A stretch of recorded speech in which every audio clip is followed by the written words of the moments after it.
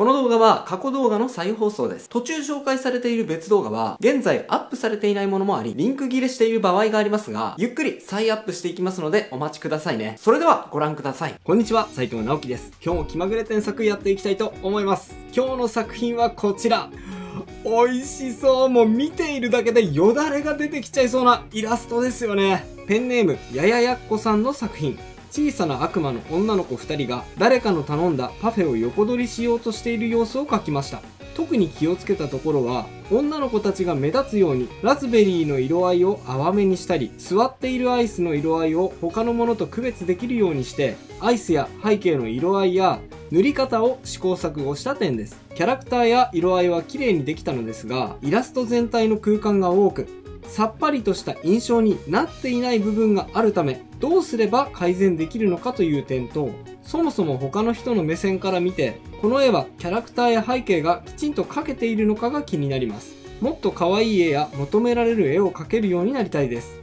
厳しく添削お願いします。とのことです。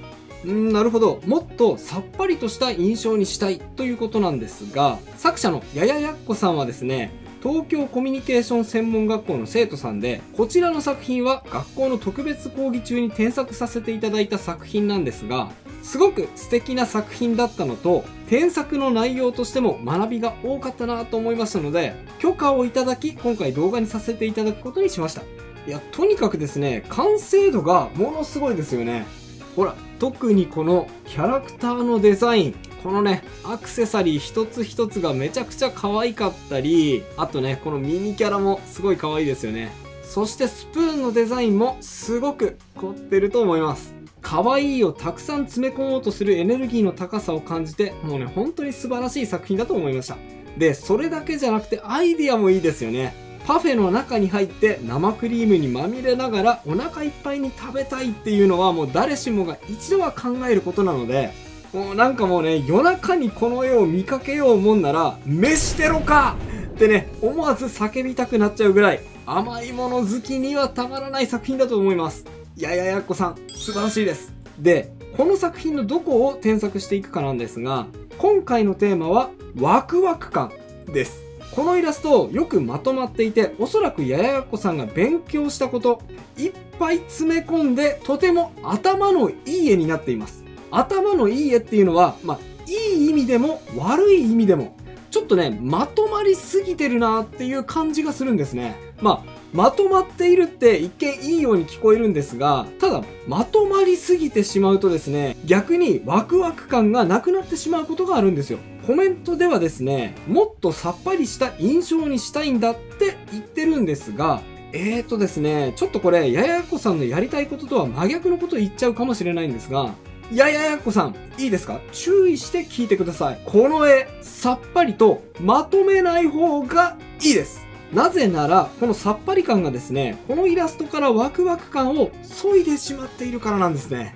なので、どうしたらこのイラストにもっとワクワクした感じをプラスできるのかに注目しながら、添削を進めていきたいんですが、まずはキャラクターのポージングを少しだけ変更してみます。この絵がさっぱりしすぎてしまった原因の一つとして、絵の主役がキャラクターの顔だけになってしまったことがあると思います。この絵ですね、ここにしか目がいかないんですよね。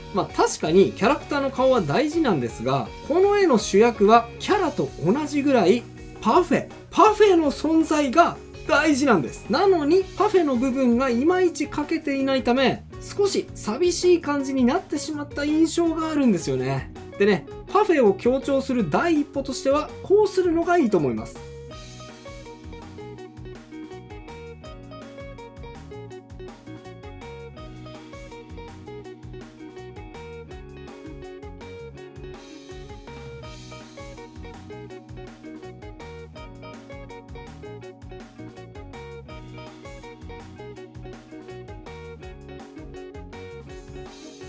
はい。修正前はですね、パフェとキャラとの接点がフォークによって隠されてしまっていましたよね。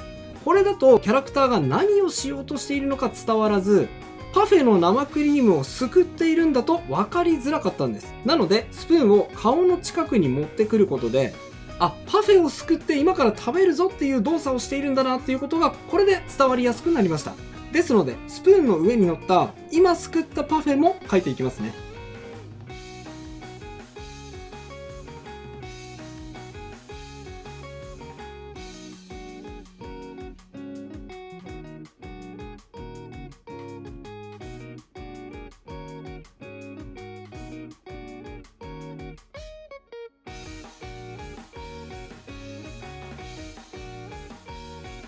はい、こんな感じです。これでキャラクターとパフェの関係が強調されましたよね。あとですね、ちょっとキャラクターが画面に対して小さめに配置されてる印象です。これだと無駄な空間が多く感じてしまうので、単純にですね、キャラをもう一回り大きくするのがいいと思います。やってみます。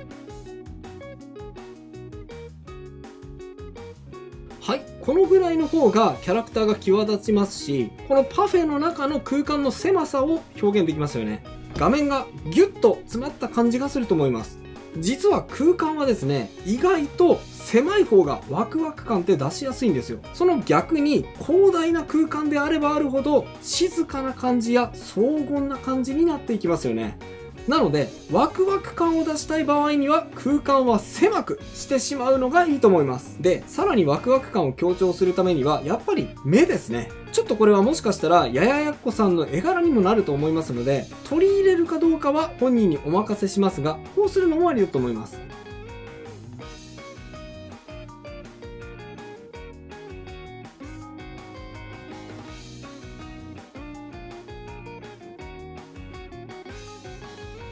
はい、見比べてみると結構キャラクターが感じている感情が強まったのではないでしょうか。はい、キャラクターについてはこのぐらいですね。でね、今までのはもう序の口です。ここからが本番。やややっこさん、背景の色味をわざとね、寒色に振ったり、ちょっとね、青みがかってるんですよね。寒色に振ったり、あとはですね、このくるくるピコラビスケットのサイドを落としてキャラクターと差別化してみたり、あとはキャラクターに密度を持たせて背景は逆にあっさりさせたりしてですね、あらゆる対比表現を駆使して表現されていて、ものすごく勉強しているなっていうのがこの絵から伝わってくるんですね。ですが今ですね、それが悪い方向にも働いてしまっているんです。確かに勉強は大事なことなんですが、ここで一旦ですね、詰め込んだ知識を全部忘れてしまって、バカな絵を描いてしまった方がいいと思うんですよ。バカな絵って言ったらちょっとあれですね。子供の心で描いてみてほしいというのがいいと思います。まずですね、一旦この手前のフォークを取ります。このフォークは多分視線を真ん中に誘導するためのフォークだと思うんですが、ここにある必然性があまりないので一旦消しちゃいます。このフォークもしかしたらパフェの本当の持ち主が持っているフォークなのかもしれませんが、この場合は無理にそこに入れる必要はないかもしれませんね。で、そうすると手前側ががっつり空いてしまったので、この空間をですね、フルーツで埋めていきたいと思います。やってみます。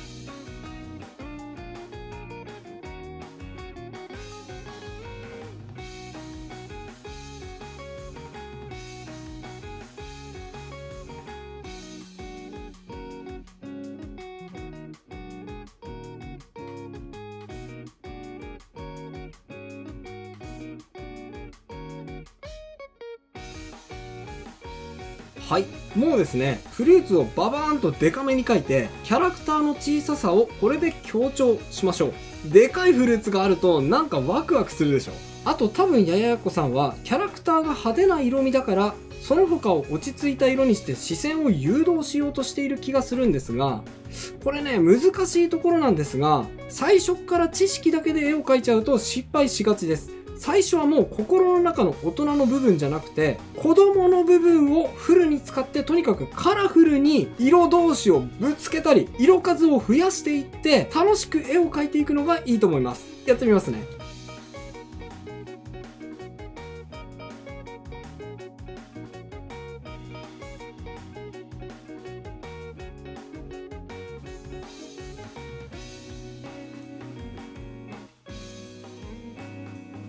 はい、よりですね、画面を賑やかにするために緑も増やしてしまいました。あとですね、この絵いまいちパフェって伝わりにくいのは、あるものが描かれていないからだと思うんですよね。今ちょっとパフェっていうよりかはケーキに見えてませんか？これをパフェにするには、あれを描くといいと思うんですよね。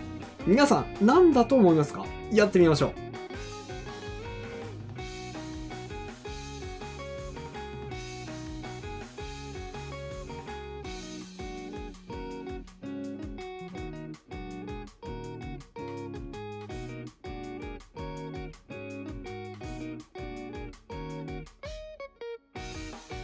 はい。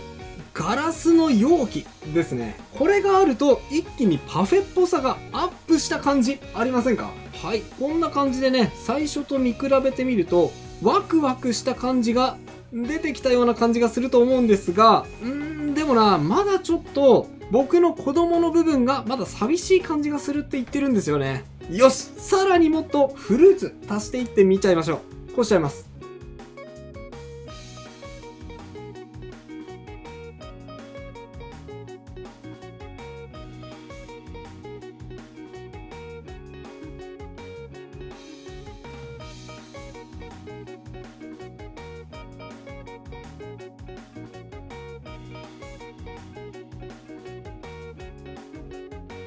ほらほらほらほら、どうですか？このぐらいね、賑やかな方がワクワクするでしょ？このギュッとした空間で、この子たちがはしゃいでいるのが伝わってくると思います。でも、まだです。まだもっとワクワクできるはずだと思います。さらに、こうしちゃいましょう。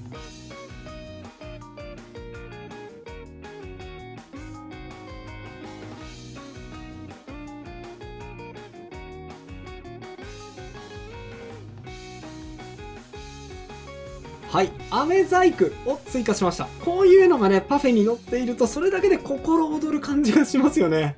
あとですね、このね、くるくるピコラも、もう少し美味しそうな色にしてあげてもいいかもしれません。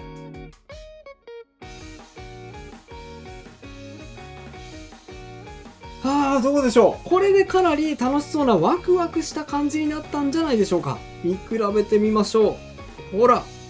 ね、結構楽しそうな色合いになりましたよね。で、ここです。今一旦作品が出来上がりましたよね。今までは自分の心の中の子供の部分を使って絵を思いっきり描いてきたんですが、この段階でふと我に返って、ここで自分の中の大人の目を発動させるんですよ。そうすると、あれ？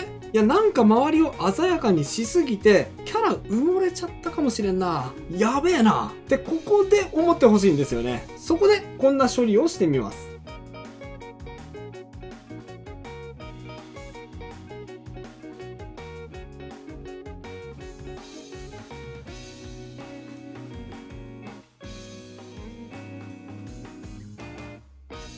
はい、こんな感じで調整してキャラクターのコントラストを上げて視線をキャラクターに引き戻してあげる。こういう調整を最後に施してみるのもありだと思います。今回の添削は以上となります。並べて比較してみましょう。右がビフォー、左がアフターです。こんな風に変化しました。